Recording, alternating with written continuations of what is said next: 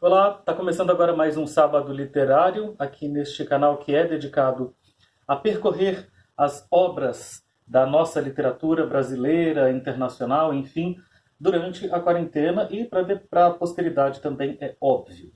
E o nosso livro de hoje é este aqui, Allegro ma non troppo.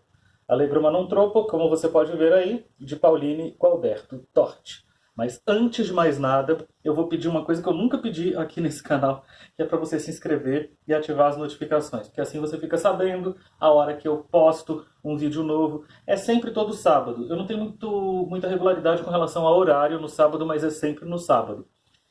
Para a gente fazer os sábados literários e também dar um novo repertório aí para a nossa vida, um novo repertório de literatura. Essa série de vídeos está sendo gravada durante a pandemia do coronavírus, então eu vou pedir para você continuar acompanhando por aqui, porque aí depois a gente vai fazendo outras propostas experimentais sempre dentro do campo da arte. Tá ok? Vamos começar então. Allegro ma non troppo é o livro de estreia, o primeiro romance de Pauline Gualberto Torti. É da editora 8,5 e é vendido numa média de R$ 40, R$ 39,90. Pela internet você consegue identificar. E Allegro ma non troppo significa em italiano alegre, mas não tanto. Isso é o compasso, uma definição de um compasso de música erudita. Ou seja, você dá ali uma alegriazinha para a sua sinfonia, para a sua canção, mas não muito. Falando em Itália, falando em título italiano, nossa, eu falei parecendo o Carlinhos Avelar da Porta dos Fundos, né? Título italiano. Enfim, enfim, falando em coisas italianas e em expressões italianas, essa pode ser chamada de uma obra-prima, tanto no sentido literal quanto no sentido figurado. No sentido literal, obra-prima significa primeira obra, né? E no sentido figurado, no sentido denotativo, né? Não, melhor, no conotativo, como hoje se refere às obras-primas, a gente fala que a obra-prima é a primeira obra de um artista, a primeira obra de um autor. E o que significa essa primeira obra? O que significa essa obra-prima? Aquela a qual você pode consultar para conhecer a obra de fato, o que há de melhor na produção desse autor ou desse artista. Teve uma vez que eu tive uma discussão com um amigo da música e ele falou, quando o artista, o músico, né, no caso, não lança logo de cara a obra-prima dele, dificilmente ele vai fazer uma obra-prima ao longo da vida. Há muitas discordâncias em relação a isso. Um exemplo bom que eu quero trazer aqui é esse aqui, ó. Quase caiu a câmera, mas eu quero trazer esse exemplo bem aqui. É o livro Leite Derramado, do Chico Buarque. Para mim, na minha opinião humilde, essa é a obra-prima do Chico Buarque. Depois dele veio o Irmão Alemão, que para mim não está longe de ser uma obra-prima do Chico Buarque, mas o Leite Derramado também não foi o primeiro livro escrito pelo Chico Buarque. Teve livros Budapeste, enfim, vários livros antes, só que esse aqui é o que melhor define o Chico Buarque, na minha opinião. Eu vou trazer um outro exemplo, Ednei Silvestre, jornalista e escritor. Ele escreveu Se Eu Fechar os Olhos Agora e escreveu Vidas Provisórias depois. Vidas Provisórias, na minha opinião, é a obra-prima dele. Por quê? Acontece também de o artista, de o escritor, ir ao longo do tempo aprimorando a sua forma e a sua escrita e o seu estilo e assim ir encontrando a sua obra-prima. No caso de Pauline Gualberto Torti, a quem eu tenho o prazer e a honra de conhecer e poder chamar de amiga, eu acredito que a gente tem aqui em mãos uma obra-prima. Não que eu ache que ela não seja capaz de escrever coisas melhores. Pelo contrário, tenho certeza que vai. Mas a Pauline, ela, ao contrário de muitos dos autores, eu posso me incluir aí, porque eu também lancei um livro de contos recentemente, e eu não tinha uma produção literária consistente, eu não tinha uma participação nos clubes de autores, eu não tinha uma participação em publicações de contos ou de crônicas nas revistas, nos jornais, enfim. Eu simplesmente me inseri dentro do mundo da literatura, publicando a minha primeira obra. E a Pauline não. A Pauline, ao longo de mais de 10 anos, Ela já publicava, já resenhava, já estava, enfim, ocupando espaços para falar e fazer literatura. Era amiga já de um grupo bom de escritores. E aí, quando veio o primeiro romance dela, simplesmente ele veio para ser o creme brulee, né? Para ser o maçarico que você passa no açúcar que coloca em cima do creme brulee para dar aquela casquinha de açúcar que você deliciosamente quebra na hora de comer o seu creme brulee. Eu tô sofisticado, né? Tô sofisticado sim, mas é porque essa é uma obra sofisticada, embora seja uma obra muito fluida e muito deliciosa de se ler. São 170 páginas e eu não vou revelar muito sobre essa obra. Por quê? Porque eu tenho medo de dar spoiler. E é o tipo de leitura que qualquer coisinha você vai lá e acaba dando um spoiler, entendeu? Então, embora eu tenha lido esse livro há 4 anos, e o meu propósito com essa série aqui é contar sobre os livros que eu tenho lido na quarentena, e aí eu senti falta de ler mulher, e falei, cara, não tá certo isso. Aí eu recorri a Pauline, até porque ficou aquela lembrança deliciosa, assim, de tipo, cara, que leitura, que prazer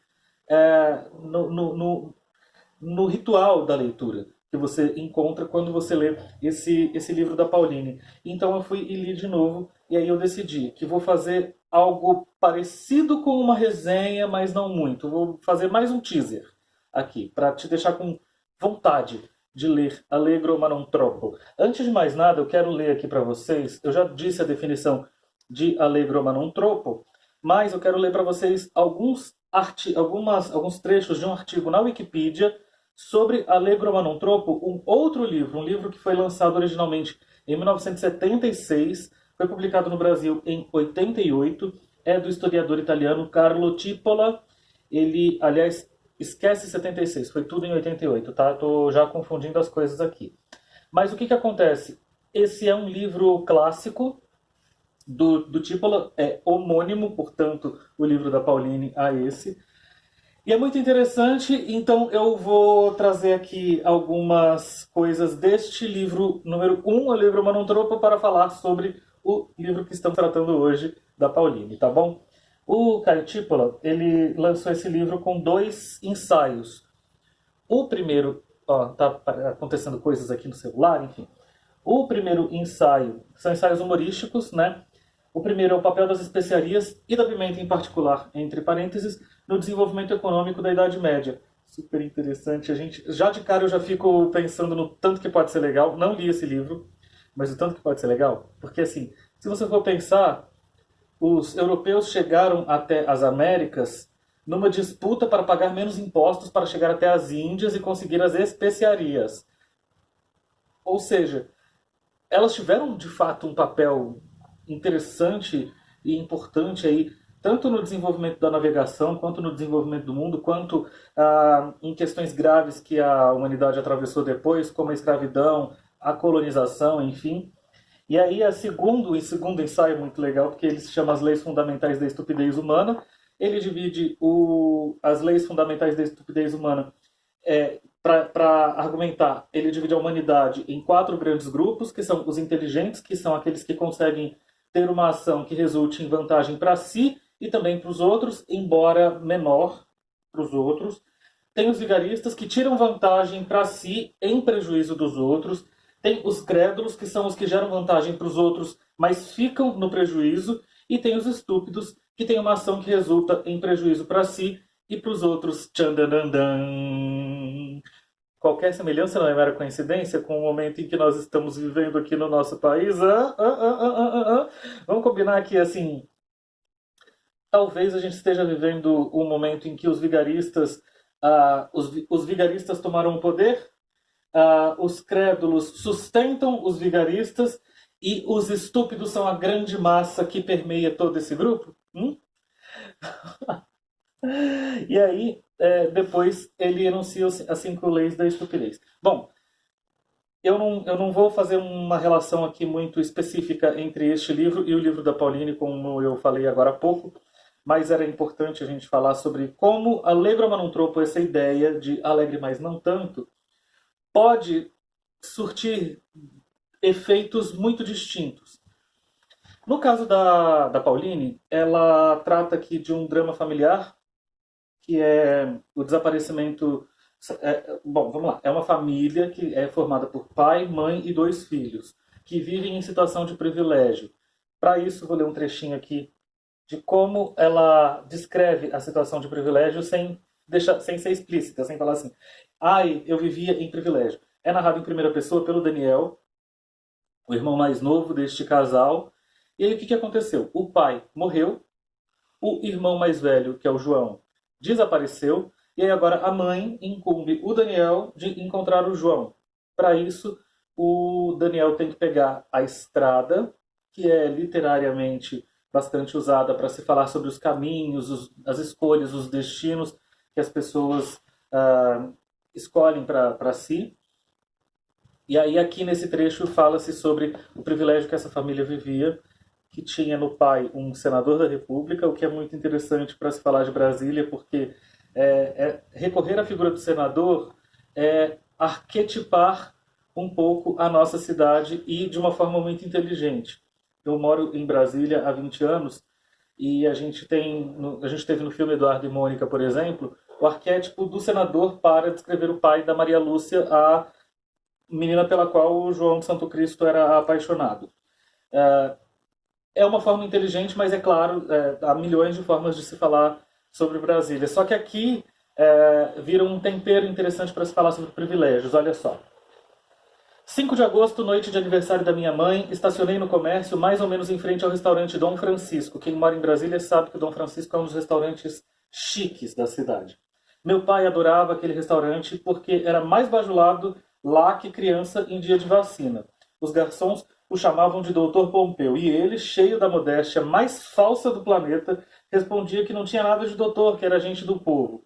Claro, muito popular, mas pedia carré de cordeiro, acompanhado de uma taça de tinto alentejano das castas Trincadeira e Aragonês, especialmente recomendado por um sommelier que conheceu em Lisboa.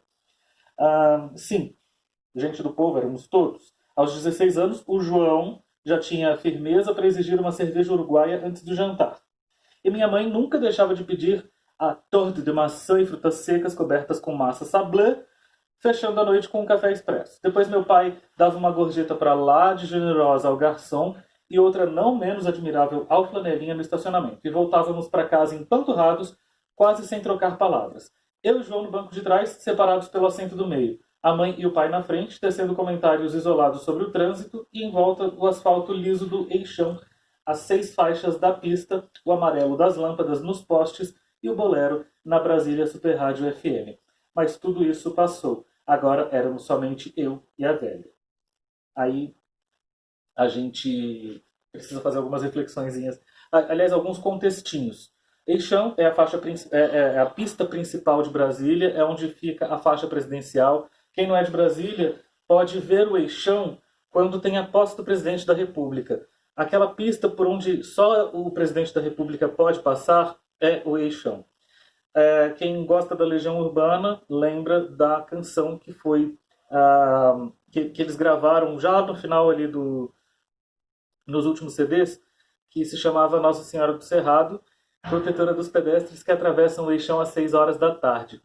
Esses versos foram escritos pelo Nicolas Ber, um poeta que é cuiabano de nascimento, mas é brasiliense de história e de coração, e é ninguém menos do que o cara que escreve a contracapa. As 3 linhas de contracapa que existem neste livro e eu vou ler para vocês. Brasília como cenário principal, a cidade que não é mais maquete, pulsa neste primeiro romance de Pauline Gualberto Torti. Boa leitura. E de fato é isso mesmo. Aí eu vou ler para vocês um trechinho só da página 93 do livro, que, como eu já disse, é narrado em primeira pessoa pelo Daniel. Não sei como, mas tomei coragem de sair abraçado com a Gabi. Passei o braço direito por trás da cintura dela e fiquei segurando o ladinho do quadril, bem onde o ilíaco faz aquela curva sinuosa que confere ao corpo feminino a desconcertante forma de jarro. Ela não hesitou em erguer o braço esquerdo e pousá-lo sobre meus ombros, de modo que passamos a caminhar colados e no mesmo ritmo. Fazia frio, como era de se esperar naquela época do ano, na seca, um frio mais intenso do que quando havíamos saído da pousada. Talvez por isso os insetos houvessem declinado e podemos atravessar a vegetação frontal do terreno sem complicações. Ainda ouvíamos os rumores da festa, o violão, os risos, as vozes que ficavam para trás.